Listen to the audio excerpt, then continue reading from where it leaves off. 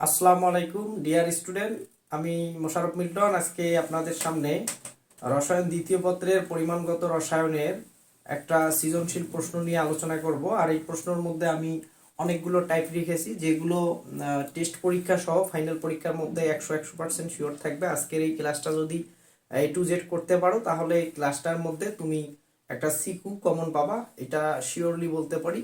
তো এইটার জন্য আমাদের প্রশ্ন উদ্দীপকে কিছু লিখে রাখছি, এই প্রশ্নগুলো আমাদের সলভ করার নিয়ম জানতে হবে।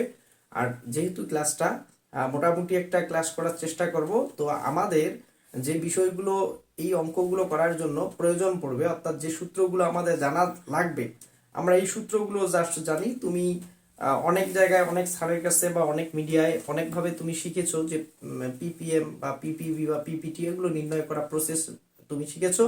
তো আজকে আমি আমাদের অর্থাৎ আমার নিয়মে একটা তোমাকে পিপিএম পিপিবি পিপিটি এর একটু থিওরি যতটুকু জানলেই হবে, এই প্রশ্নগুলো তুমি সলভ করতে পারবা।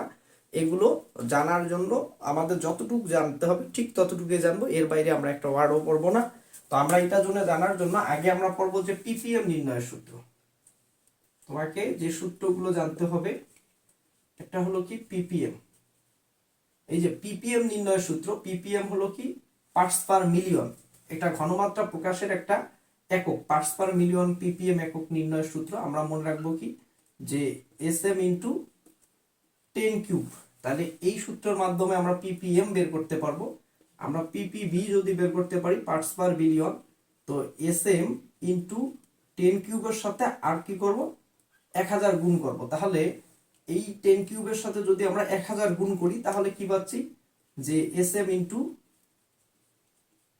10⁻⁶, এইটার মাধ্যমে আমরা পিপিবি বের করতে পারবো। যদি পিপিটি অর্থাৎ পার্টস পার ট্রিলিয়ন বের করতে গেলে আমাদের সূত্র হলো কি যে পিপিবি যে মানটা পাবা অর্থাৎ পার্ট পার বিলিয়ন এর সাথে আবার কি করব 1000 গুণ করব, অর্থাৎ পিপিবি মানে কি যে এসএম ইন্টু 10⁻⁶, তার সাথে 1000 গুণ করব। 1000 গুণ করলে পাবো কি যে এসএম ইন্টু 10⁻⁹। তো এই সূত্রের মাধ্যমে আমরা কি করতে পারবো পিপিএম নির্ণয় করতে পারবো। এই সূত্র পিপিবি এবং এই সূত্রের মাধ্যমে পিপিটি বের করতে পারবো। এই যে তিনটা সূত্র, তাহলে দেখো এখানে একটা জিনিস খেয়াল করো, যদি তুমি পিপিএম পিপি বা পিপিটি নির্ণয় করতে জানো যে এখানে এস আছে আর এবং এম আছে। এস হলো কি, এটা হলো এস ঘনমাত্রা। ঘনমাত্রা নির্ণয়ের আমরা দুইটা প্রসেস পড়বো। যদি পার্সেন্টেজ থাকে, কি থাকে যদি শতকরা অথবা পার্সেন্টেজ থাকে, তাহলে ঘনমাত্রা বের করার সূত্র হলো এস ইকুয়াল কি পার্সেন্টেজ গুণন 10/m, যেখানে এম হলো কি আণবিক ভর। এম কিন্তু আণবিক ভর। আর যদি ডাব্লু থাকে অর্থাৎ এম না থেকে যদি কি থাকে অর্থাৎ পার্সেন্টেজ না থেকে যদি কি থাকে ডাব্লু থাকে, ডাব্লু থাকলে যদি ডাব্লু থাকে তাহলে ঘনমাত্রা এস ইকুয়াল কি পড়বা যে ডাব্লু ইন্টু 1000। ডাব্লু ইকুয়াল কত 1000/mv। ভি হলো আয়তন এবং এই সূত্রটা কখন প্রযোজ্য হবে মিলিলিটারের সূত্র প্রযোজ্য হবে। এবং আমরা লঘুকরণের যে সূত্র আছে লঘুকরণের সূত্র মনে রাখবো S1V1 ইকুয়ালস কি S2V2। এই সূত্রগুলো যদি আমরা মনে রাখি, আর আমরা তো পিএইচ এর সূত্র জানি যে pH equal minus log of hydrogen আয়নের ঘনমাত্রা, pH equal minus log of hydroxyl আয়নের ঘনমাত্রা। আরেকটা সূত্র মনে রাখবো যে pH plus pOH equal 14, pH plus pOH equal কত 14। আর যদি পিওএইচ বের করতে বলে পিওএইচ ইকুয়াল কি মাইনাস লগ অফ হাইড্রোক্সিল আয়নের ঘনমাত্রা। তো আমরা যদি এই থিওরিটুকু মনে রাখি, এই থিওরিটুকু মনে রাখলে আমাদের পিপিএম সম্পর্কে যে ম্যাথগুলো আমি লিখে রাখছি এগুলো হবে। তাহলে পিপিএম মানে কি এসএম ইন্টু 1000, পিপিবি মানে SM into 10⁻⁶, PPT SM into 10⁻⁹। এবং যদি শতকরা থাকে পার্সেন্টেজ দেওয়া থাকে, তাহলে আমরা এস ইকুয়াল পার্সেন্টেজ গুণন 10x অর্থাৎ ডিভাইডেড এম। এম হলো আণবিক ভর এবং যদি ডাব্লু থাকে ডাব্লু গুণন 1000/mv। ভি হলো যেখানে আয়তন মিলিলিটার এককে হবে। আর লঘুকরণ সূত্র জানো S1V1 ইকুয়ালস S2V2। আর pH minus log of hydrogen আয়নের ঘনমাত্রা, pOH minus log of hydroxyl আয়নের ঘনমাত্রা, এবং আমাদের যে পিএইচ প্লাস পিওএইচ ইকুয়াল 14। এই সূত্রগুলো থেকে আমরা কি করব ঘনমাত্রা বের করব। এছাড়াও ঘনমাত্রা নির্ণয়ের আমরা একটা সূত্র জানি, যদি ঘনমাত্রা নির্ণয় করি অর্থাৎ যে এখানে ঘনমাত্রা আরেকটা সূত্র বের করতে পারি যে এস ইকুয়াল এন ভাগ বি অর্থাৎ মোল ভাগ আয়তন, যদি মোল ভাগ আয়তন দিয়ে বের করি সেটাও ঘনমাত্রা হবে। এই সূত্রটা আমরা কি করব, ঘয়ের ক্ষেত্রে অ্যাপ্লাই করব। ঘয়ের ক্ষেত্রে আমরা মূল সংখ্যা যখন বের করব, যে N equal VS, N equal VS, এই সূত্রটা মনে রাখবো যে মূল সংখ্যা বের করার জন্য। তাহলে আমরা একটু ক্লাসের মধ্যে ঢুকে পড়ি, যে সৃজনশীল প্রশ্নগুলো আছে এই প্রশ্নগুলো আমরা উত্তর করে ফেলি। তো এই প্রশ্ন এবং ক্লাস, আজকের ক্লাসটা যদি করো তুমি একটা শিওর একটা প্রশ্নের গ ঘ অর্থাৎ তুমি একটা সিকিউ প্রশ্ন লিখতে পারবা। আর এই সিকিউ প্রশ্ন লেখার জন্য একটু টাইম ওয়েস্ট করে ক্লাসটা সুন্দরভাবে উপভোগ করো। দেখো বলা হয়েছে যে এ পাত্রে দ্রবণের ঘনমাত্রাকে পিপিএম এককে প্রকাশ করো। দেখো এ পাত্রের দ্রবণের ঘনমাত্রা, এ পাত্র কোনটা আছে, যেই পাত্রের মধ্যে তোমার দেয়া আছে এখানে শতকরা, অর্থাৎ তোমাকে যদি পিপিএম এর একক বের করতে বলে, অর্থাৎ পিপিএম এককে ঘনমাত্রা যদি বের করতে বলে, তাহলে আমরা একের সলভ করতেছি। একের সলভ কি আমরা জানি কি, ppm equal S M into 10 cube. তাহলে এই যে S M into 10 cube, S লাগবে, এস মানে ঘনমাত্রা, এখানে দেয়া নাই, তাহলে এখানে কি আছে, শতকরা আছে। তাহলে শতকরা থাকলে আমরা জানি ঘনমাত্রা বের করব এস পার্সেন্টেজ ইন্টু কি 10 ডিভাইডেড এম, এম হলো কি আণবিক ভর। তো পার্সেন্টেজ কত পার্সেন্ট আছে এখানে, যত পার্সেন্ট আছে তত পার্সেন্ট বসবে ইন্টু 10 ডিভাইডেড এম, আণবিক ভর। সালফিউরিক অ্যাসিডের আণবিক ভর কত, 98, এটা আমরা সবাই জানি। তো এটাকে যদি আমরা ক্যালকুলেশন করি 0.5 মোলার বের হবে, কত, 0.5 মোলার। তাহলে তোমার হাতের মধ্যে এস আছে, তাহলে তুমি কিন্তু পিপিএম একবারে বের করতে পারবা। তাহলে এস এর মান আমরা ইনপুট করে দিই 0.5 ইন্টু এম এর মান কত, 98 ইন্টু 10 কিউব। তো এটা যদি আমরা ক্যালকুলেশন করি কত হবে, 49000, অর্থাৎ 49,000। ঘনমাত্রার একক কি, পিপিএম এককে প্রকাশ করতে বলছে, এই জন্য আমরা এখানে কি লিখবো, পিপিএম। এটা আমাদের পিপিএম এর অ্যান্সার। যদি এইটাকে পিপিএম অথবা পিপিবি অথবা পিপিটি চাইতে পারে, যদি সেই ক্ষেত্রে পিপিএম চায় আমাদের এই পর্যন্তই শেষ। যদি পিপিবি চায়, আমরা পরে সূত্র করলাম যে পিপিবি, পিপিবি মানে কি, যে এস এম ইন্টু 10 পাওয়ার 6, পিপিবি মানে কি এস এম ইন্টু 10 পাওয়ার 6। তাহলে এস এম ইন্টু 10 পাওয়ার 6 এটা ক্যালকুলেশন করি, যে এস এর মান আমরা এটাই বসাবো 0.5 ইন্টু এম মানে কত, 98 সালফিউরিক অ্যাসিড, এবং এর সাথে 10 পাওয়ার 6 আমরা যেটা পাবো আমাদের সেটাই হলো কি পিপি বি এর অ্যান্সার। তো আমরা পিপি বি বের করলাম। যদি পিপিটি চাই, কি চাই, পিপি টি মানে পার্টস পার ট্রিলিয়ন, তখন আমরা সূত্র কি পড়ছি, যে এস এম ইন্টু 10 পাওয়ার 9, এস এর মান কত, 0.5 ইন্টু এম এর মান 98 ইন্টু 10 পাওয়ার 9। অর্থাৎ আমরা এই যে পিপিএম, পিপিবি এবং পিপিটি যে একক আছে, এই এককগুলোর মধ্যে অ্যান্সার আমরা বের করতে পারবো। আশা করি এইখান থেকে যদি পার্সেন্টেজ দিয়ে থাকে তাহলে কোনো সমস্যা হবে না। আর যদি কি থাকে, যদি ডাব্লু দিয়ে থাকে, তখন তোমাকে ঘনমাত্রা বের করতে হবে ডাব্লু কল, অর্থাৎ তোমার যে এসএমবি বা এসভিএম ডিভাইডেড এখানে, সেই সূত্র থেকে এস বের করে সেই সূত্র এসটা এখানে প্রকাশ করলেই হয়ে যাবে ইনশাআল্লাহ। আমি চেষ্টা করব আমার এই সৃজনশীলের দ্বিতীয় ক্লাস দেওয়ার জন্য। যদি ভালো লাগে অবশ্যই কমেন্ট করবো, তাহলে দ্বিতীয় ক্লাস দেবো। তো আমরা পরবর্তী ক্লাসটা দেখি, যে বি দ্রবণের ক্ষেত্রে বলা হয়েছে যে বি দ্রবণে যদি 500 আর কি করা হয়, যে 500 মিলিলিটার পানি যোগ করলে, বি দ্রবণে আরো 500 মিলিলিটার পানি যোগ করলে দ্রবণের ঘনমাত্রা, দ্রবণের পানি যোগ করলে পরিবর্তিত ঘনমাত্রা কত। তাহলে আমরা পরিবর্তিত ঘনমাত্রা দ্রবণের বের করব। তাহলে এখন আমরা দেখবো যে 2 নাম্বার প্রশ্ন। তাহলে 2 এর প্রশ্ন দেখছি। তাহলে আমরা এখানে 2 এর জন্য যে তথ্যগুলো দেয়া আছে বি দ্রবণে, এটা লিখে রাখি। দেখো এখানে বলছে ডেসিমোলার, এইখানে একটু মনে রাখবা, যদি মোলার দ্রবণ বলে, মোলার, মোলার দ্রবণ মানে কত, 1 মোলার, মোলার দ্রবণ মানে 1 মোলার ঘনমাত্রা। যদি বলে কি সেমি মোলার, সেমি মানে কি 0.5 মোলার। যদি বলে ডেসিমোলার, ডেসিমোলার দ্রবণের ঘনমাত্রা যদি বলে, ডেসিমোলার দ্রবণ মানে কত, 0.1 মোলার, অর্থাৎ 10/100, তাহলে 1/10 ডেসিমোলার। যদি বলে কি সেন্টিমোলার, সেন্টিমোলার দ্রবণ বললে 0.01 মোলার। তাহলে মোলার, সেমিমোলার, ডেসিমোলার, সেন্টিমোলার। যদি বলে মিলিমোলার, মিলিমোলার, মিলিমোলার দ্রবণ বললে কত, 0.001 মোলার। এখন যদি বলে বাইমোলার, বাইমোলার, বাইমোলার দ্রবণ মানে কি 2 মোলার। তাহলে এই যে এই ঘনমাত্রাগুলো আমাকে মনে রাখতে হবে। আর একটা জিনিস এখান থেকে অনেক সময় আসে যে প্রমাণ দ্রবণ কাকে বলে। প্রমাণ দ্রবণ, প্রমাণ দ্রবণ কাকে বলে? যে সকল দ্রবণের ঘনমাত্রা নির্দিষ্ট, অর্থাৎ যে সকল দ্রবণের ঘনমাত্রা জানা থাকে তাকে আমরা কি বলি? প্রমাণ দ্রবণ বলি। তাহলে প্রমাণ দ্রবণ বললে আমরা কি মনে রাখবো? যে সকল দ্রবণের ঘনমাত্রা কনস্ট্যান্ট, অর্থাৎ জানা আছে তোমার, সেই তোমার জন্য জানা সেই দ্রবণটাকে আমরা বলি কি দ্রবণ? প্রমাণ দ্রবণ। তো আমরা এখন দেখি যে পরবর্তীতে আমাদের অ্যানসারটা করার জন্য এখানে আমাদেরকে বলা হয়েছে কি যে বি দ্রবণের ঘনমাত্রা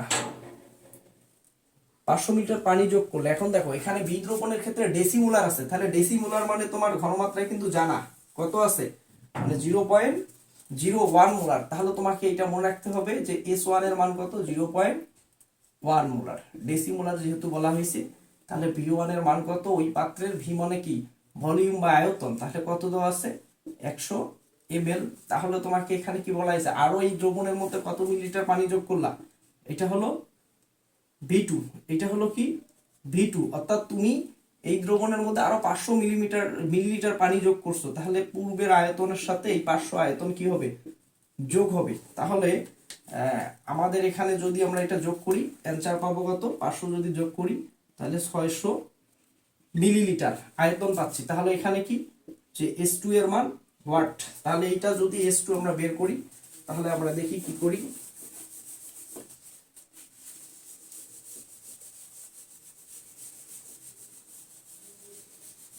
এখন আমরা S2 যদি বের করি, তাহলে আমরা সূত্র মনে রাখবো, লঘুকরণ সূত্র S1 V1 ইকুয়ালস কি S2 V2। এখান থেকে আমরা কি করব? S2 বের করব। S1 V1 ডিভাইডেড কি V2।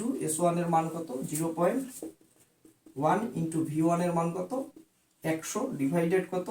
V2 এর মান কত? V2 এর মান 600, 0.167 মোলার। তাহলে এই যে দ্রবণটা, এই দ্রবণের এইটা হলো কি আমার অ্যানসার, যে এই দ্রবণের ঘনমাত্রা কত হবে। অর্থাৎ এখানে ঘনমাত্রা হচ্ছে আমার মানে পানি যোগ করার পর। তাহলে S1 মানে কি? পূর্বের ঘনমাত্রা, এবং V1 মানে পূর্বের আয়তন, এবং যোগ করার পরবর্তী যে আয়তন বা ঘনমাত্রা, এটা হলো আমাদের আয়তন হলে V2 এবং ঘনমাত্রা হলে S2। তাহলে আমরা দুইটা প্রশ্নের অ্যানসার অলরেডি শেষ করলাম। তো আমরা এখন তৃতীয় প্রশ্ন দেখব যে বি পাত্রের ঘনমাত্রা সেন্টিমোলারে রূপান্তর করতে আরো কত মিটার পানি যোগ করতে হবে। এইটাকে আমি 3 স্টার দিলাম। এটা খুব ইম্পর্টেন্ট প্রশ্ন। এটা প্রশ্ন জানার জন্য আমরা যেটা দেখব যে এবার কিন্তু আমাদের বি দ্রবণের যে ঘনমাত্রা আছে এটাকে সেন্টিমোলারে রূপান্তর করতে বলছে। তাহলে সেন্টিমোলারে পরিবর্তন করলে কি পরিমাণ কি করতে হবে? পানি যোগ করতে হবে, এইটাকে বলা হচ্ছে। তাহলে যে বি দ্রবণের ক্ষেত্রে আমরা দেখি যে বি দ্রবণের ক্ষেত্রে যে তথ্যগুলো আছে, তাহলে বি দ্রবণে S1 এর মান আমরা লিখছি, তাহলে V1 মানে V1 ও লিখছি, তাহলে V2 আরো কত মিলিলিটার পানি যোগ করতে বলছে। তাহলে দেখো এখানে একটু জিনিস মনে রাখতে হবে যে এখানে তোমার বি দ্রবণে বলছে যে সেন্টিমোলার ঘনমাত্রাকে সেন্টিমোলারে রূপান্তর করতে। তাহলে সেন্টিমোলার মানে কত? সেন্টিমোলারের ঘনমাত্রা তোমাকে জানতে হবে। তাহলে সেন্টিমোলার দ্রবণের একটু আগেই ঘনমাত্রা দিলাম। তাহলে যদি বলা হয় সেন্টিমোলার, তাহলে 0.01 মোলার একটু আগে তুমি দেখলা। তাহলে দেখো এখন তুমি যদি পানি যোগ করে ঘনমাত্রা পরিবর্তন করে সেন্টিমোলার করো, তাহলে এটা কি হলো? S2। S2 মানে কত? 0.01 মোলার। তাহলে এখানে কি বলছে যে V2 এর মান কত? তাহলে এখানে কত মিলিলিটার পানি যোগ করতে হবে V2। তাহলে V2 আমাদের জানা নেই, এটাকে আমরা বের করব হোয়াট। তাহলে আমরা কি করব যে 3 নম্বর প্রশ্নের অ্যানসার যে S1 V1 ইকুয়ালস কি S2 V2। তাহলে এখানে V2 বের করবা। তাহলে V2 ইকুয়াল কি হয়? S1 V1 divided S1 V1 divided, এখানে এসে এটা ভাগ হচ্ছে, অর্থাৎ S2 এখানে ভাগ হয়ে যাচ্ছে। তাহলে এটাকে যদি আমরা ক্যালকুলেশন করি, S1 এর মান কত? 0.1 ইন্টু V1 এর মান কত? V1 100 মিলিলিটার, মান বসাই দিচ্ছি জাস্ট, এবং S2 এর মান কত? 0.01। তো এটাকে যদি ক্যালকুলেশন করে পাবা কত? 100 মিলিলিটার। এখন দেখো এখানে বলছে যে তোমাকে কি পরিমাণ পানি যোগ করতে হবে, কি পরিমাণ পানি যোগ করলে এটা সেন্টিমোলার রূপান্তর হবে। তাহলে দেখো যে এই যে দ্রবণ পাত্রে ছিল ডেসিমোলার, এইটার ঘনমাত্রা কমাই নিয়ে আসতেছো। সেন্টিমোলার মানে কত? 0.01, তার মানে কমে আসতেছে। তাহলে কমানোর জন্য কি কাজ? তাহলে অবশ্যই ওই দ্রবণটাকে ঘনমাত্রা কমাইতে গেলে লঘু করতে হবে। তো লঘু করার জন্য আমাদের কি করতে হবে, ওই দ্রবণে পানি যোগ করতে হবে, পানি মিশাইতে হবে, তাহলে দ্রবণের ঘনমাত্রা কি হবে, লঘু হয়ে যাবে।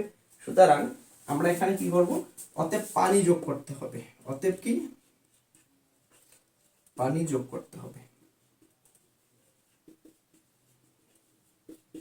তো কতটুকু পানি যোগ করব আমরা, যে এখানে দেখো তোমার যে V2 এর মান পাইলা, এখান থেকে তোমার পাত্রের যে আয়তন ছিল V1 এর মান, এটাকে মাইনাস করে দিবা, এত মিলিলিটার, তাহলে কি হবে তোমার 900 ml। অর্থাৎ এই যে দ্রবণের মধ্যে যদি তুমি কি করো, যে 900 মিলিলিটার পানি যোগ করো, তাহলে এই দ্রবণের ঘনমাত্রাটা কমে কিসে পরিণত হবে, সেন্টিমোলারে পরিণত হবে। আশা করি এটা বুঝছো।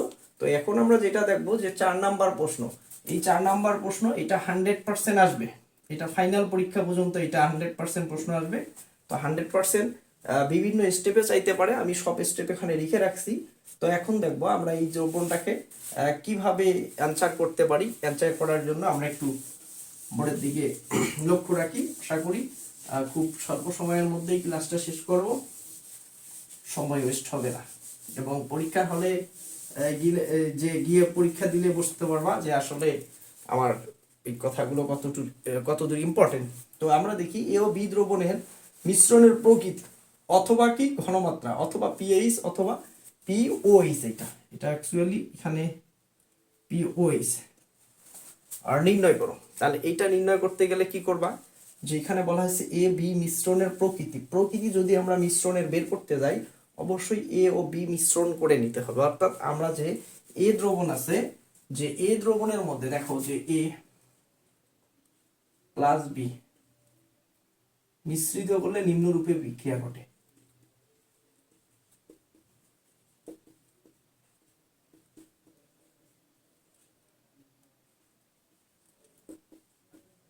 লেখাগুলো কি বোঝা যাচ্ছে না আবার যাচ্ছে, একটু জানাবা কমেন্টে, কালিগুলো একটু পাতলা হয়ে গেছে। এ ও বি মিশ্রিত করলে নিম্নরূপে বিক্রিয়াটি ঘটে।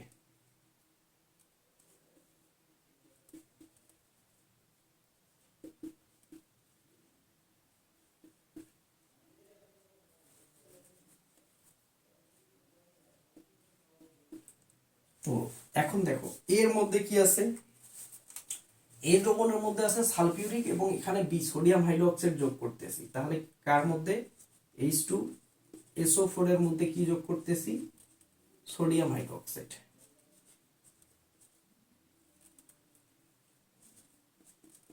যদি বিক্রিয়াটা করি তাহলে কি তৈরি হয়, দেখো সোডিয়াম হাইড্রোজেনকে প্রতিস্থাপন করে দেবে, তাহলে কি তৈরি হবে, সোডিয়াম সালফেট প্লাস হাইড্রোজেন এবং হাইড্রোক্সাইড মিলে পানি, তাহলে অ্যাসিড ও ক্ষারের বিক্রিয়া লবণ পানি তৈরি হয়েছে।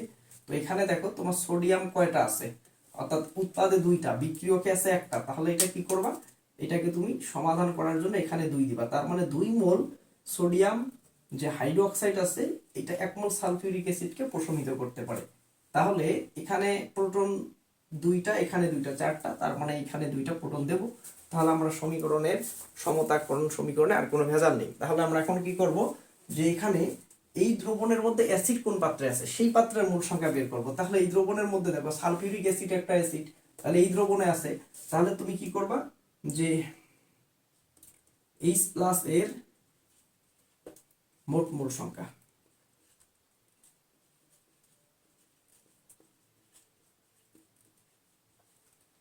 H+ এর মোট মোল সংখ্যা, এইটা নির্ণয় করার জন্য আমরা একটা সূত্র পড়ব, যে মোট মোল সংখ্যা নির্ণয় করব এভাবে, যে Na, অর্থাৎ এখানে মোল যেহেতু অ্যাসিড, Na দ্বারা অ্যাসিড বোঝাচ্ছি, ইকুয়াল EnVS।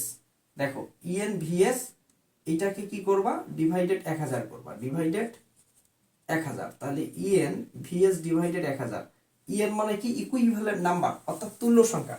তুল্য সংখ্যা জিনিসটা কি, তুল্য সংখ্যা জিনিসটা নিয়ে আমি একটা লেকচার দেব, তারপর এখানে একটু শর্ট করে বলি, যে অ্যাসিডের ক্ষেত্রে তুল্য সংখ্যা হয় সেই অ্যাসিডটা তার প্রতিস্থাপনযোগ্য প্রোটন কতগুলো। অর্থাৎ যদি আমরা এই যে সালফিউরিক অ্যাসিড বলি, যে H2SO4, এই সালফিউরিক অ্যাসিডকে যদি ভাঙি কি পাই, যে 2টা প্রোটন পাই, প্লাস কি পাই, SO4 2-, তাহলে দেখো এইটা কয়টা প্রোটন ত্যাগ করতেছে, 2টা, তার মানে এই অ্যাসিডের তুল্য সংখ্যা কত, 2। এখন যদি তুমি করো যে HCl, এইটাকে যদি ভাঙো কি পাবা, একটা H প্লাস একটা কি ক্লোরাইড মাইনাস, তাহলে এইটার তুল্য সংখ্যা কত, এইটার তুল্য সংখ্যা হলো 1। তাহলে এরকম যদি নাইট্রিক অ্যাসিড দেখো HNO3, এই যে নাইট্রিক অ্যাসিড এইটার তুল্য সংখ্যা কত, নাইট্রিক অ্যাসিডকে ভাঙলে একটা H প্লাস পাচ্ছ প্লাস NO3 নাইট্রেট একটা মূলক পাচ্ছ, এখানে ইকুইভ্যালেন্ট নাম্বার 1। তার মানে অ্যাসিডের প্রতিস্থাপনযোগ্য প্রোটন সংখ্যা হলো তার তুল্য সংখ্যা। ঠিক একইভাবে ক্ষারের ক্ষেত্রে যেমন হাইড্রোক্সিল প্রতিস্থাপন করবে, যেমন সোডিয়াম হাইড্রোক্সাইড, এটাকে ভাঙলে কি পাচ্ছি, একটা সোডিয়াম প্লাস কি OH মাইনাস, তাহলে এইটা কয়টা, অর্থাৎ এই যে সোডিয়াম কয়টা হাইড্রোক্সিল দিচ্ছে, একটা দিচ্ছে, তাহলে এটার ইকুইভ্যালেন্ট নাম্বার কত, 1। তো এরকম করে যদি দেখো তুমি যে ম্যাগনেসিয়াম হাইড্রোক্সাইড আছে, তার মানে এখানে ম্যাগনেসিয়াম হাইড্রোক্সাইড কয়টা প্রোটন ত্যাগ করবে, তাহলে আমরা জানি কি ম্যাগনেসিয়াম 2 প্লাস প্লাস দুইটা হাইড্রোক্সিল এখানে ত্যাগ করতেছে, তাহলে এটার তুল্য সংখ্যা কত হবে, তুল্য সংখ্যা 2 হবে। তো এই যে অ্যাসিড ক্ষার অম্লত্ব ক্ষারত্ব অথবা তার তুল্য সংখ্যা কিভাবে নির্ণয় করতে হয় ডিটেলস ভিডিও দেবো, কমেন্টের মধ্যে জানাবো, ইনশাআল্লাহ দেওয়ার চেষ্টা করব। তাহলে আমরা দেখি পরবর্তীতে আমরা এই প্রশ্নের অ্যান্সারের মধ্যে চলে যাই। তুল্য সংখ্যা কনসেপ্টটা একটু আমি স্বল্প সময়ের মধ্যে জানলাম। তো এখানে যে শুধু এই কয়েকটা তেমন না, এখানে কিছু বিলকি ঝিলকি আছে, অর্থাৎ কিছু ব্যতিক্রম আছে। তারপরে আমরা যদি দেখি যে এখানে অ্যাসিডের তুল্য সংখ্যা, ক্ষারের তুল্য সংখ্যা, তারপরে লবণের তুল্য সংখ্যা, তারপরে জারকের তুল্য সংখ্যা, বিজারকের তুল্য সংখ্যা, এগুলো সবকিছু আমরা বের করতে পারবো। আমরা এইটা নিয়ে আলাদা একটা ভিডিও দেওয়ার চেষ্টা করব। তাহলে আমরা দেখি যে এর মোট মোল সংখ্যা যদি বের করি যে EnVS ডিভাইডেড কত 1000, অর্থাৎ এখানে দেখি অ্যাসিড, এই যে আমাদের অ্যাসিডটা আছে এটার ইকুইভ্যালেন্ট নাম্বার কত, তাহলে আমরা দেখি সালফিউরিক অ্যাসিড দুইটা প্রোটন ত্যাগ করতে পারবে, এই তুল্য নাম্বার 2। তাহলে ভি মানে আয়তন, সালফিউরিক অ্যাসিডের আয়তন কত আছে 50 ইনটু S, এই দ্রবণের কিন্তু আমরা ঘনমাত্রা কয়ের মধ্যে বের করছিলাম, পার্সেন্টেজ ছিল এখানে 0.5 মোলার আমাদের কি ছিল ঘনমাত্রা ছিল, তাহলে এইটার ঘনমাত্রা হলো 0.5। আমরা যদি কি করি যে ডিভাইডেড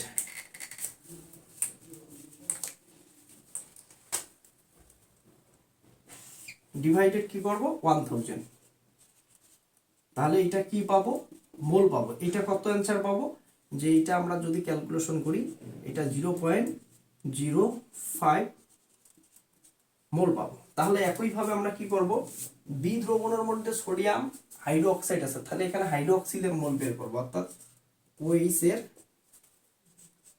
মোট মোল সংখ্যা, এটাকে আমরা NB বলবো। একই ফরম্যাট NS অর্থাৎ EnVS ডিভাইডেড কি করব 1000, তাহলে এই সূত্র হলো কি পাইলাম, মোল। তাহলে এটা মোল সংখ্যা বের করার সূত্র। এইটার মধ্যে আমরা কি পাবো, যে এটার ইকুইভ্যালেন্ট নাম্বার কত, এই যৌগের ইকুইভ্যালেন্ট নাম্বার কত 2, সরি এখানে সোডিয়াম হাইড্রোক্সাইড, তাহলে দেখো এখানে সোডিয়াম হাইড্রোক্সাইড একটা হাইড্রোক্সাইড মানে OH ত্যাগ করতে পারবে, সুতরাং এটার ইকুইভ্যালেন্ট নাম্বার 1 প্লাস ভি এর মান কত, আমরা এই দ্রবণে ভি এর মান আছে 100 ইনটু S কত, এখানে আছে ডেসিমোলার, ডেসিমোলার মানে কত 0.1 দশমাংশ, অর্থাৎ ডেসি মানে কি 0.1 ডিভাইডেড কি পাবো 1000 পাবো, তাহলে এইটা মোল। তো এই দুইটা যদি আমরা ক্যালকুলেশন করি, তাহলে এটা ক্যালকুলেশন করলে আমরা কত পাবো 0.01 মোল। তাহলে এখানে দেখো যে আমরা এই যে সূত্র আছে, এই সূত্রের মাধ্যমে আমরা কি করতে পারবো, যে দুইটা দ্রবণ আছে, এই দুইটা দ্রবণের মধ্যে মোল সংখ্যা বের করলাম। এখন দেখো এই যে দ্রবণে মোল সংখ্যা বের করার পরে আমাদের অবশিষ্ট মোল বের করতে হবে। তাহলে অবশিষ্ট যদি আমরা মোল সংখ্যা বের করতে যাই, তাহলে আমরা এখানে একটু উপরের দিকে আমরা মিশাই দিই, আশা করি এই পর্যন্ত কোনো সমস্যা নেই। তাহলে এটা আমরা অ্যাসিডের মোল সংখ্যা এটা আমাদের লাগবে, আমরা উপরের গুলো আমরা একটু মিশাই দিচ্ছি। তাহলে এখানে কি করবা, যে অতএব অবশিষ্ট, দেখো এখানে অবশিষ্ট কে, এখানে অবশিষ্ট বড় থেকে ছোট মাইনাস করতে হবে। এখানে যে আমাদের মনে রাখতে হবে যে বেশি মোল মাইনাস কম, যে বেশি মোল মাইনাস কম মোল করে আমরা অবশিষ্ট বের করবো। দেখো 0.05 এবং 0.01, বড় কোনটা 0.05, তাহলে এইটা কার ছিল, এখানে Na ছিল, অর্থাৎ অ্যাসিডের মোল সংখ্যা ছিল, তাহলে এইটা আমরা অ্যাসিডের মোল সংখ্যা পাইলাম, যে বড় মোল মাইনাস করবো 0.05 মাইনাস ছোট মোল, এটা কার ছিল NB ছিল, তাহলে NB 0.01 এত মোল। তাহলে এটাকে যদি আমরা ক্যালকুলেশন করি 0.04 মোল এইচ প্লাস এখানে অবশিষ্ট আছে। তাহলে দেখো যে এই দ্রবণের মধ্যে কি অবশিষ্ট আছে, অ্যাসিড আছে। তাহলে যেহেতু এই দ্রবণের মধ্যে অ্যাসিড আছে, তাহলে এই দ্রবণটার প্রকৃতি কিরূপ হবে কত, দ্রবণের মধ্যে অ্যাসিড অবশিষ্ট আছে, তাহলে ডেফিনেটলি আমরা বলতে পারি ওই দ্রবণটা অম্লীয় হবে। সুতরাং আমরা এখানে নিঃসন্দেহে বলতে পারি এই দ্রবণের প্রকৃতি কিরূপ হবে, প্রকৃতি অম্লীয় হবে। তাহলে প্রকৃতি অম্লীয় হবে। এখন বিষয় হলো, যদি আমি এখানে ঘয়ের মানে একটু পেঁচাই দিতে পারে, 5 নাম্বার অ্যান্সারটা আমি বলছিলাম যে A+B মিশ্রিত করলে কি পরিমাণ অ্যাসিড বা ক্ষার যোগ করলে দ্রবণটি সম্পূর্ণ প্রশমিত হবে। এখন দেখো এই দ্রবণে অবশিষ্ট আছে কি, অ্যাসিড। যেহেতু এটা H+, তাহলে অম্লীয় হবে। এখন মানে প্রশমিত করতে গেলে অর্থাৎ 5-এর অ্যান্সারটা আমরা আগে করে ফেলি, যে 5-এর অ্যান্সার কি, যে কি পরিমাণ অ্যাসিড বা ক্ষার যোগ করবা। তাহলে এই দ্রবণে যেহেতু অ্যাসিড আছে, এই দ্রবণ যদি আরো অ্যাসিড যোগ করো, সেই অ্যাসিড গিয়ে কি দ্রবণটাকে প্রশমিত করতে পারবে, কখনোই পারবে না। তাহলে এখানে কি করব আমরা, যেহেতু এখানে অ্যাসিড আছে, এই দ্রবণের সম পরিমাণে ক্ষার যোগ করতে হবে। অর্থাৎ কি করব আমরা, এই দ্রবণের মধ্যে যেহেতু এটা অম্লীয়, এইটা 5-এর অ্যান্সার আমি বলে দিচ্ছি, 5-এর অ্যান্সার, এই দ্রবণে কি করবা, যে 0.04 মোল ওইস, অর্থাৎ এখানে ক্ষার হিসেবে তুমি দিতে পারো সোডিয়াম হাইড্রোক্সাইড বা এই জাতীয় কিছু, এত যোগ করলে সম্পূর্ণ প্রশমিত হবে।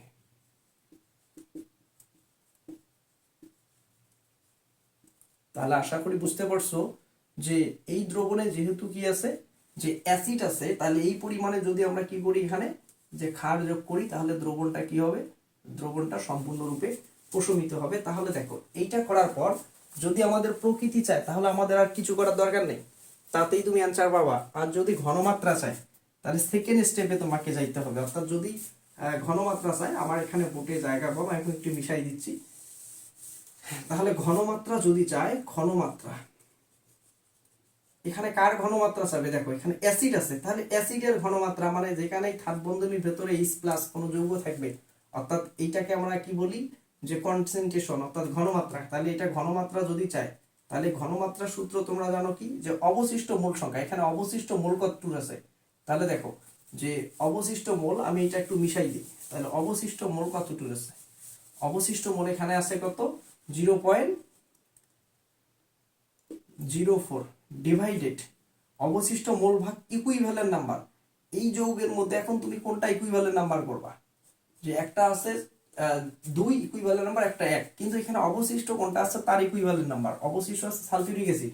তাহলে অবশিষ্ট এখানে কি ছিল, H+ ছিল, তাহলে এর ইকুইভ্যালেন্ট নাম্বার 2 ইনটু এখানে কি করব, ভি মানে কি, ভি মানে ভি টোটাল। অর্থাৎ আমি জিনিসটাকে একটু মিশাই দিয়ে লিখি, একটু ভালো করে এক্সপ্লেইন করে দিয়ে বুঝাইতেছি। তো দেখো যে এখানে দেখো যে ভি, যখন তুমি এই দুইটা দ্রবণকে কি করছো, মিশ্রিত করছো, তখন কিন্তু তোমার কি হয়ে গেছে, যে ভি এর মধ্যে V1+ কি হয়ে গেছে, V2 হয়ে গেছে। তাহলে V1 মানে এখানে মূলত V1 বলতে A এবং V2 বলতে কি B। তাহলে এ পাত্রের আয়তন কত 50 এবং বি পাত্রের আয়তন কত 100। তাহলে এই যে আয়তন, তাহলে এইটাকে আমরা যোগ করলে পাবো 150, তাহলে 0.15 লিটার। এটাকে অবশ্যই লিটারে করতে হবে। এই যে আয়তনটা এখানে বসাই দিতে হবে 0.15। অর্থাৎ এখানে তুমি যদি ঘনমাত্রা বের করো, তাহলে অ্যাসিড বা ক্ষারের ক্ষেত্রে ঘনমাত্রা বের করলে এখানে থাকবে মোল সংখ্যা, অর্থাৎ N, এটা হলো ইকুইভ্যালেন্ট নাম্বার ইনটু ভি। তবে ভিটা কি করবা, অবশ্যই লিটারে নিয়ে যাবা, তাহলে তুমি কি করতে পারবা, ঘনমাত্রাটা বের করতে পারবা। তো এইটাকে যদি তুমি ক্যালকুলেশন করো, তাহলে এইটার ক্যালকুলেশন করে যেটা পাবা, সেইটা হলো এই দ্রবণের কি ঘনমাত্রা। তো ক্যালকুলেশনের পরে এখানে আমরা পাবো 0.133, এরকম একটা মান পাবা, যে ঘনমাত্রা মানে কি মোলারিটি। তাহলে এইটা তুমি এখানে কি পাইলা, অ্যান্সার পাইলা। যদি কোথায় চায়, ঘনমাত্রা চায়। এখন দেখো তুমি ঘনমাত্রা বের করার পর যদি পিএইচ চায়, তখন তুমি কি করবা, তাহলে একটু মনে রাখতে হবে, পরের স্টেপে যাবা, যে পিএইচ ইকুয়াল কি মাইনাস লগ অফ, সূত্র দেখাইছি, যে হাইড্রোজেন আয়নের ঘনমাত্রা। এখন দেখো যে তোমার এই যে দ্রবণের মধ্যে কে আছে, তুমি জানো যে আমি এটা মিশাই দিচ্ছি, যে এই দ্রবণের মধ্যে কে আছে, আশা করি এগুলো তুলে নিচ্ছ, যে এই দ্রবণের মধ্যে কিন্তু তোমার সালফিউরিক অ্যাসিড আছে, অর্থাৎ H2SO4। এই যে সালফিউরিক অ্যাসিড, এইটাকে যদি তুমি কি করো, বিয়োজন করো, তাহলে এখানে কি পাবা, তাহলে তুমি পাবা কিন্তু যে H+SO4 2-। তো এখানে দেখো দুইটা প্রোটন আছে, তার মানে এখানে 2, তার মানে এই যৌগটার ইকুইভ্যালেন্ট নাম্বার কত, ইকুইভ্যালেন্ট মানে জয়টা পর্যন্ত এক করতে পারে, তাহলে ইকুইভ্যালেন্ট নাম্বার কিন্তু 2। তাহলে এই জন্য এখানে আমরা কি দেবো, 2 গুণ দেবো। তাহলে মান বসাই দেই, মাইনাস লগ অফ 2 ইন্টু এই যে ঘনমাত্রা 0.133। তো এইটাকে যদি তুমি ক্যালকুলেশন করো, তাহলে এটাকে ক্যালকুলেশন করলে 0.057 এরকম একটা মান আসবে, 0.57।